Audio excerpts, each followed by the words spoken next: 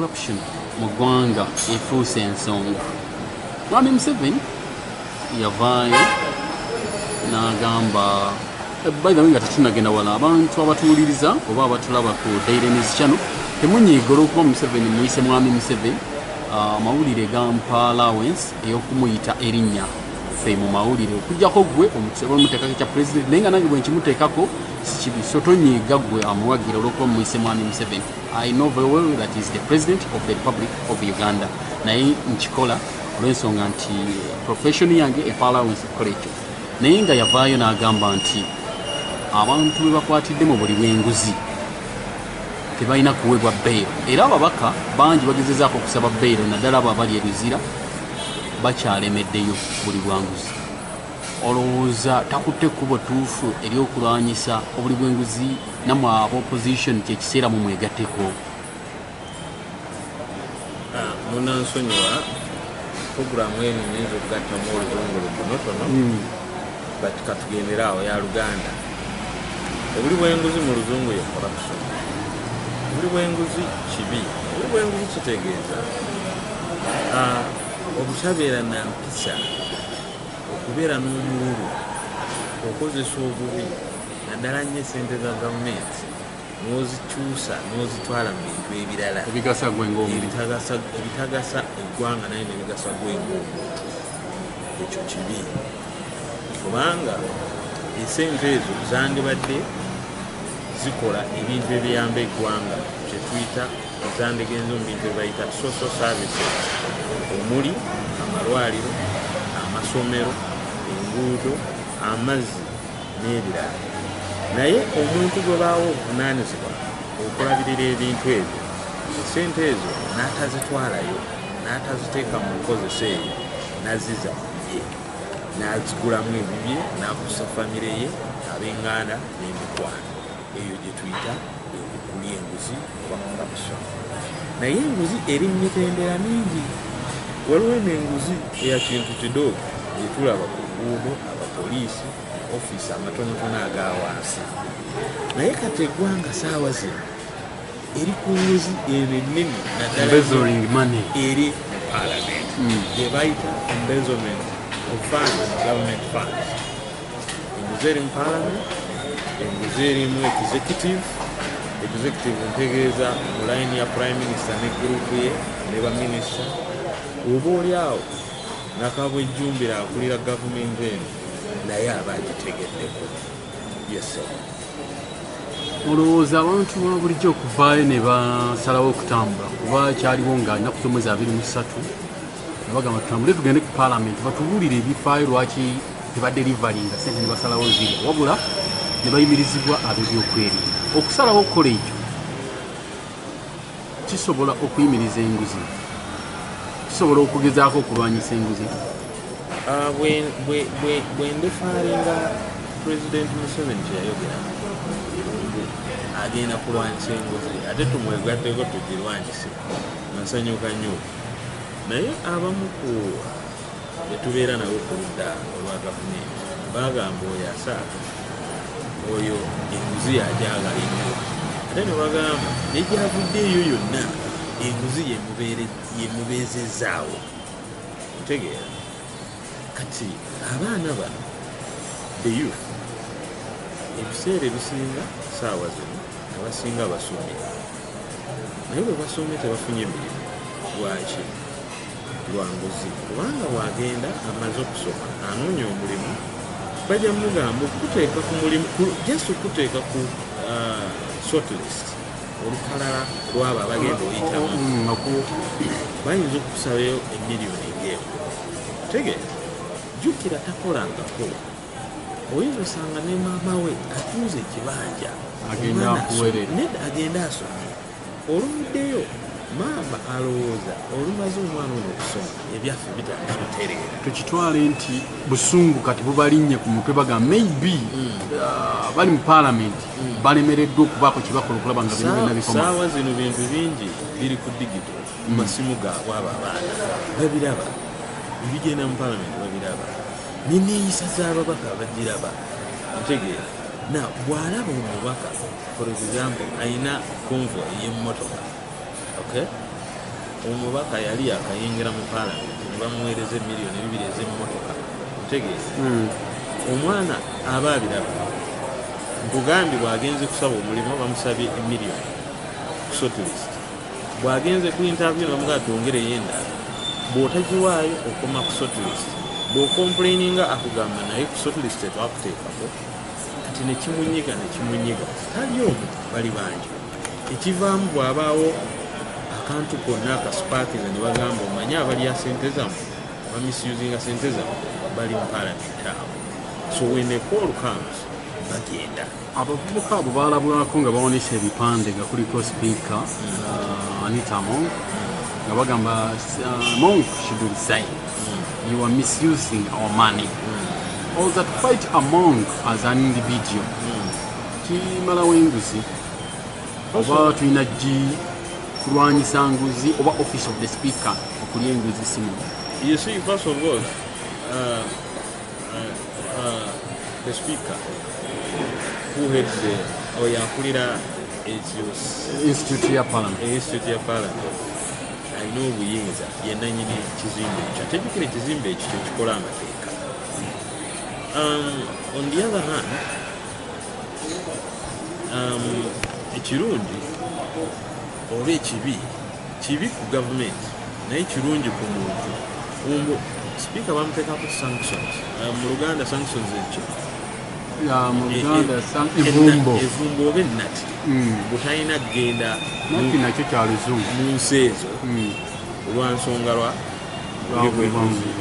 ffe twali tetunaba kukiraba abewabweru nga bakoze ekyo bakirabye naye sipiika yavaayo ekyo nakiwakanya n'agamba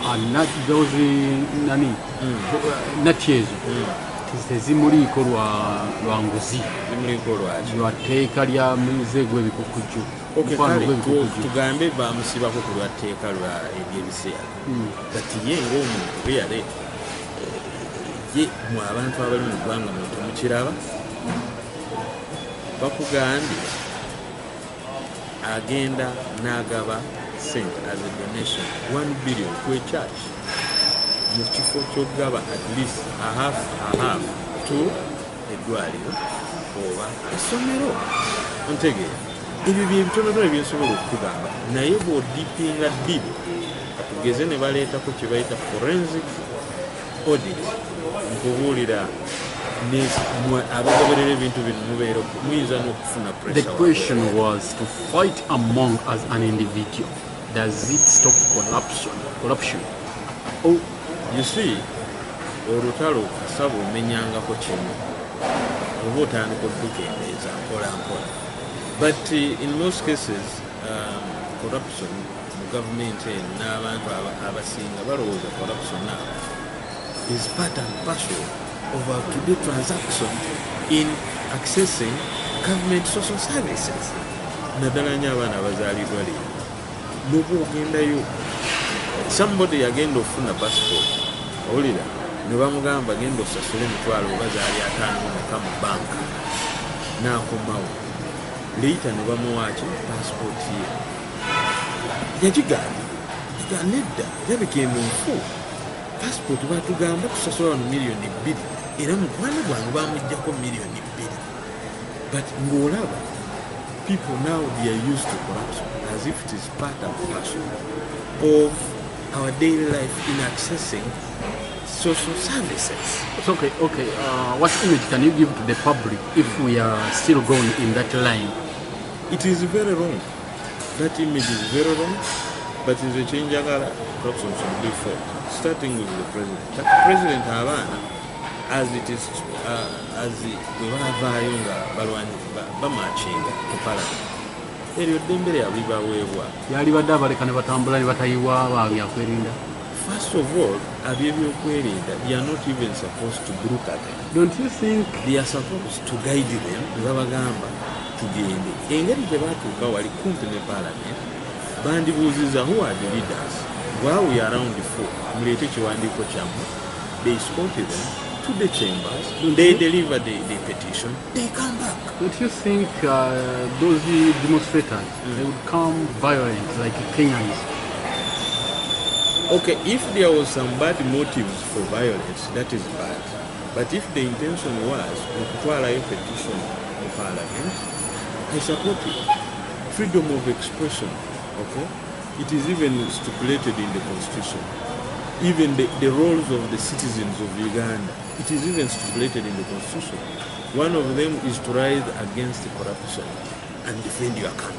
It is first the point ku Daily News channel. Tugamba chimu subscribinga osharinga tukyagenda mu maaso nga tufundikira okitibwa Mayor Hoima City, the city of oil.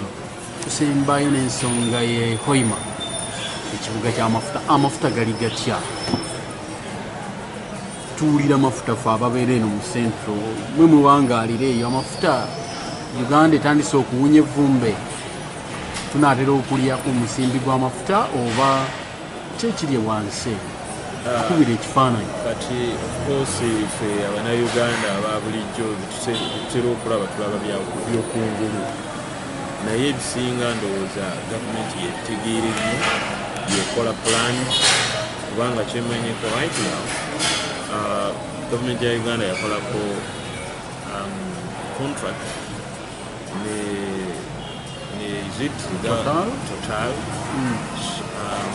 okulima omugimu okuva e Hoima paka Tanga.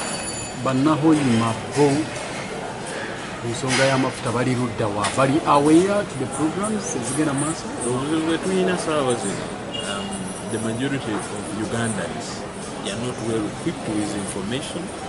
Abamu tebasomye, naddala nnyo ngamba region y'Ebunyoro batono nnyo abaccessinze education. So new opportunities ezijjira ku mafuta like employment, both direct and indirect, bajja kumaliriza nga tebafunyemu. Kubanga for example bajja kuba baagala engineers abasoma petroleum. Ogenda ku survey ne Hoima, you may not even find 10 abasoma petroleum. Hence, even in Uganda, tebakola ne baleeta Total oba aba China ne bakola ne bafuna ensimbi ezo. Kati omuntu wa wansi lwakuba tasomye, gavumenti teyafaayo okuteekako courses ng'ezo, kubanga gavumenti yo ekintu erina okukirabira wala, then neereetako programs ezinaaganyirwamu abantu ababulijjo, then bwe kinajja kibasanga when they are ready. Mu dakiika 2 abantu b'e Hoima bakusuubiremu ki? Are you coming back for the next elections as a mayor or you shutting down? My name is Museven. I think baza olugyo olutolo. Okay, Ambara ninyo Museven, Amoti ezawa ya Hoima West in Hoima City. Mwijuke in 2026 nkesimbaho wa mayor under the ticket of Forum for Change. Kandi ninsiima obululu mwampaire actually ukaba bulungi baitu butanso busoze kurabamu kuikara mu ntebe ya mayor. This time oba murundi guno kusaba obuhagiki bwanyu tukwatanize nyije tutereze ensonga zone zikyamire eza Hoima, omuli ebyenyegesa, ebyobwomezi, amaizi n'okutwara hamu infrastructure, omuli enguudo, power line, internet n'ebindi. So nyo nka Wycliffe Museven nja kubasaba tukwatanize hamu, obe wa dini ki, oba mukatuliki, oba muprotestant, oba murokole, oba Museventh Day, itwena tuwa niko twale Hoima yaito maiso. Kandi ni gumya ngubano abalidazi abarosaazi tibakozere kinkani munihira okuba abamu tibakora kuruga mu bitekerezo byabo, abamu bakora kuruga mu bitekerezo ebiruga mpate zaabo bikora kino. But for me jakuba ninkolera abantu na demands z'abantu ezibakweta kyo muno mwebale muno mwena mbasiimire mwebale kumpuliriza amabara Wycliffe Museven Hoima City. Kamali.